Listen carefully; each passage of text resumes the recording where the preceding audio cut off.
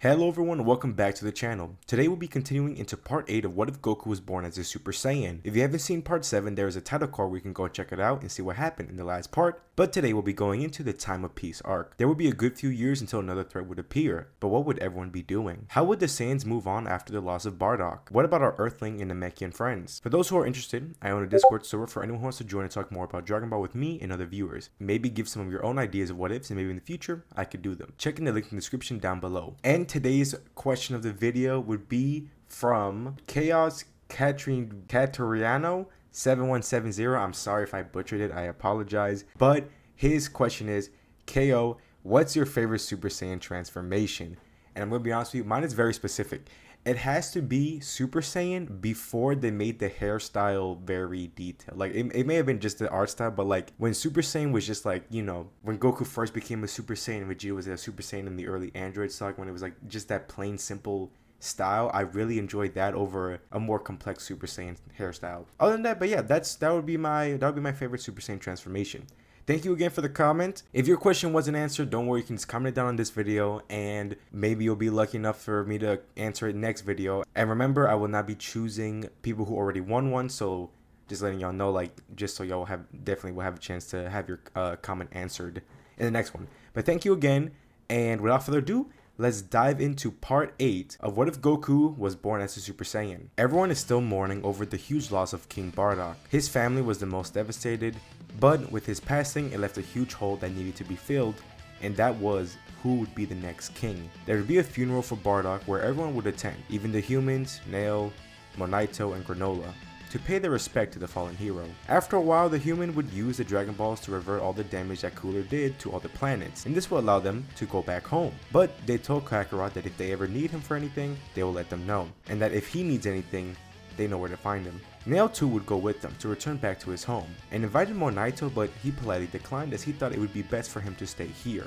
With that decision, Granola stayed on Planet Vegeta as well, as he would like to continue to grow stronger. Even with the planet filled with the people that ended his race, he decided to give them a second chance after seeing the sacrifice that Bardock did. The Galactic Patrol too paid their respect to Bardock and gave their condolences to his family. They also praised him as he sacrificed himself to save the universe from a serious threat, and that the Galactic Patrol would forever owe the Saiyans, and they would create an alliance between the two forces. Before they would leave, Merus asked Vegeta if he wanted to continue his training, but he passed for it now, saying he would stay on the planet for a little while. Merus understands and allows him to invite the others as well if they too ever want to train. With the Saiyans now, they need to decide who would be the next king. Most people wanted it to be Kakarot, as he is a Super Saiyan, and to them it would make the most sense. Kakarot however passed on it, and he would offer it to Vegeta to see if he wanted to take the throne, but he too denied it as he does not care for being king anymore, as he does not want to be like his father, so he passed on the promotion. But he did tell Kakarot that he still wanted to challenge him to see who is stronger out of the two, as they would become comrades. With those two passing the role, Kakarot would announce who would be the next king, to the shock of everyone after he says that the next king would be Bardock's firstborn and his older brother Raditz. He may not be as strong as him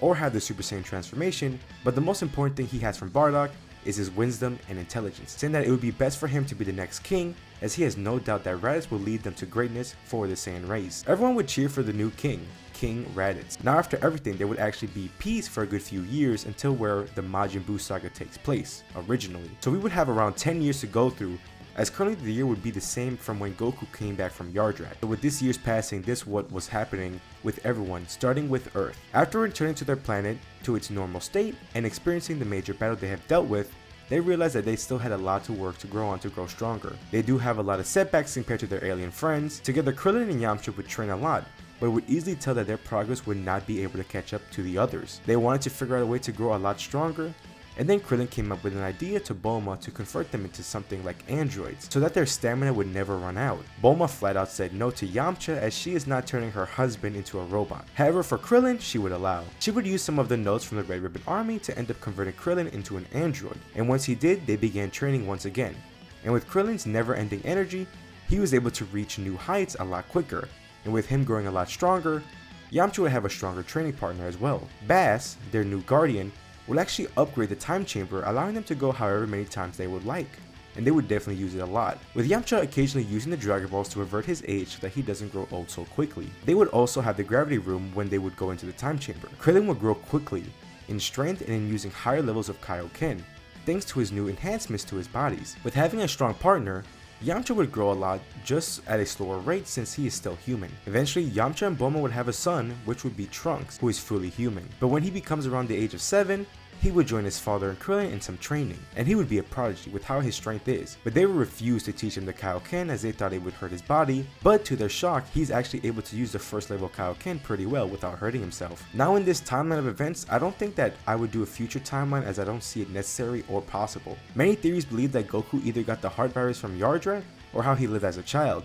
And with his life being completely different, I think it's safe to say that he will not get the heart virus. I don't want to always have to include a future Trunks, especially when the timeline doesn't require him, so we just have one timeline to cover, in this What If. So for the decade, they don't do much but train, and sometimes would even travel to Namek to train with Nail, as he too has been training and growing stronger, with even training other warrior Namekians. And now Planet Namek is pretty safe as most of their fighters have the Kaioken, and an army of Namekians being able to use Kaioken would be pretty overpowered. Trunks would even join them and have his potential unleashed by Guru. Both between the two planets, things would remain pretty quiet, with no serious threat for the 10 years. For the power levels, here's where everyone stands. Nail is at 2 million with the Kaioken level he can use being too high to really give out a number with him, so you can just say that he perfected the technique. Krillin would be next at 15 million, being able to handle Kaioken times 50 if he really pushed himself. Yamcha at 10 million being able to handle Kaioken times 20, and then Trunks standing at 1 million with just using the first level of Kaioken. Other than that, that would be all from the humans and the Namekians. We would move back to the Saiyans now after Raditz was crowned to be the new king.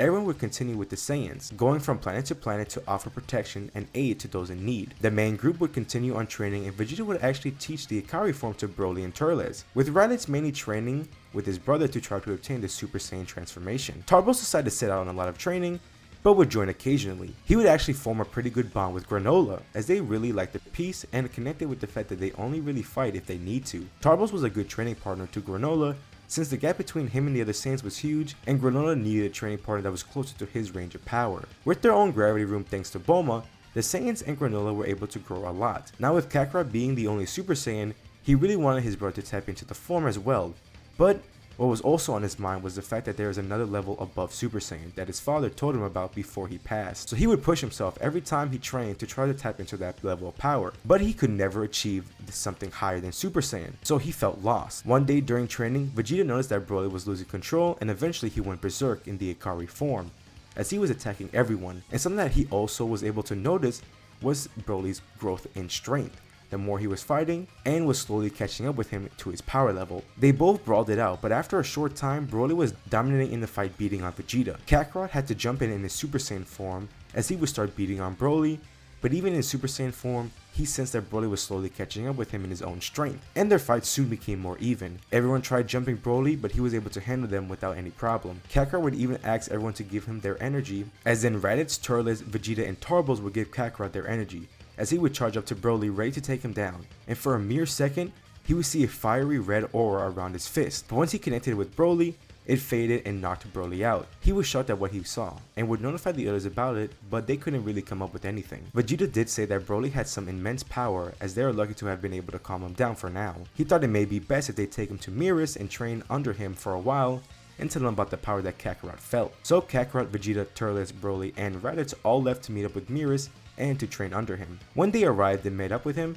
he was kinda taken aback, not expecting this many pupils, but Vegeta explained the situation with Broly, as they need help to help him be able to control his power, but then Merus would cut off Vegeta as he locks eyes with Kakarot. As Merus is able to sense a small bit of God Ki, not much, but it's very much there. Kakarot does announce that he cannot sense Merus' energy, when he could sense everyone else's. This puts a curious face on all the other Saiyans. Merus would brush it off and begin training all the Saiyans, but on the side he would focus on Kakarot, wanting him to try to tap into God Ki. Merus would even look into the Saiyans legends and learn that in fact there was something called a Super Saiyan God, where 5 pure-hearted Saiyans would pour their energy into one Saiyan to become the Saiyan God. With being down one Saiyan, there was nothing he could do, but he would notify Kakarot about this potential that he has, and this would shock him learning about that much power and the ritual. He thought that this could be a level that his father was talking about, but he wanted to achieve it himself, so he would keep the ritual in the back of his mind. Good thing about training with the Secret Angel, they all grow a lot. And better news, Raditz was able to tap into the Super Saiyan transformation after all of his hard work. He finally did it,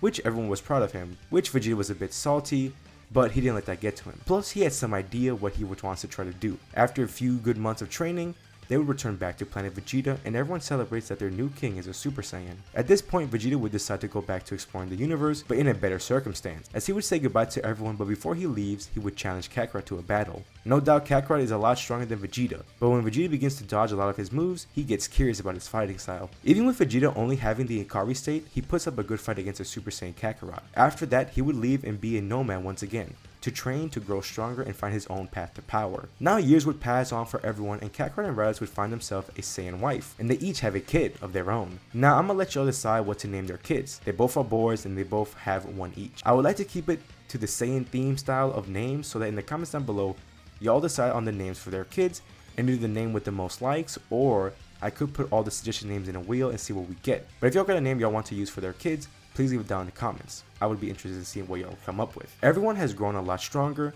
and Kakarot did tell Raditz about the Super Saiyan God and the ritual, but they decided to keep it between them two for now. But if need be, they would use it for an emergency when someone needs to be taken down. Broly has grown strong with his newfound power, but he has been trying to learn how to control it, as he does not want to be a threat to his own friends. Granola has been training more with the others, now as he eventually surpasses Tarbles in strength, but he does still keep his strong bond with him. But he also becomes good pals with Kakarot and Broly. After the 10 years, their power levels would be far too high to say their numbers, but here is their ranking from strongest to weakest. Kakarot, Broly, Raditz, with Turles and Granola being equal standing, and then Tarbles. That is not all though. We still got one group to see, as we haven't heard from them for a good amount of parts, and that is the evil Saiyans ruled by King Vegeta. After they left Planet Vegeta years ago, they found a new planet and would conquer it and make it theirs. They were ruthless and barbaric. A lot of Saiyans did die when they would try to take on other planets, as King Vegeta did not care for his soldiers. Only the strong ones he cared for. For many years, they would be thriving and living comfortably, until one day, they were met with two beings. One short and old looking, while the other was pink and demon looking, with an M marked on his head. King Vegeta demanded his forces to attack, but a lot were killed off by the demon, until the smaller man told him not to kill everyone, as he had plans for these Saiyans. The people in question were Babidi and Deborah. Babidi had use for these Saiyans, as he sensed a lot of evil thoughts coming from them, so he decided to control all of them and put them under his control. None of the Saiyans were able to fight it off and fell to his control. Then Babidi would sacrifice some of the Saiyans to use their energy to fill up the container for Buu. He did not want to kill them all, but he still needed more energy for Buu. So with his small army of Saiyans, they would continue their conquest. But something interesting started to happen to the remaining Saiyans, starting with King Vegeta and Nappa. They began powering up and losing control, almost transforming into their great ape state, but keeping it contained. They began to glow, as they would then power up, as their appearance changed a lot, covering their body in fur and more hair. But their power is a lot stronger. It looks like the mind control of Babidi gave the Saiyans a power boost, letting them achieve a version of Super Saiyan 4, but a much weaker version. Nevertheless, Babidi smirked, and then tells them their next destination, Planet Earth. And that's where we leave it for now. Tell me how you think about the 8th part and how I did with the Time of Peace arc. What is this new power that the evil Saiyans have obtained? Would Earth's protectors be ready for this threat? Will Buu be unleashed? What could have happened differently? Leave your thoughts down in the comments down below. I would love to hear them. If y'all are interested and enjoyed, please leave a like and subscribe. Hit the notification bell to be alerted whenever I post another part. Thank y'all so much for watching, and I will see y'all in the next part. See ya.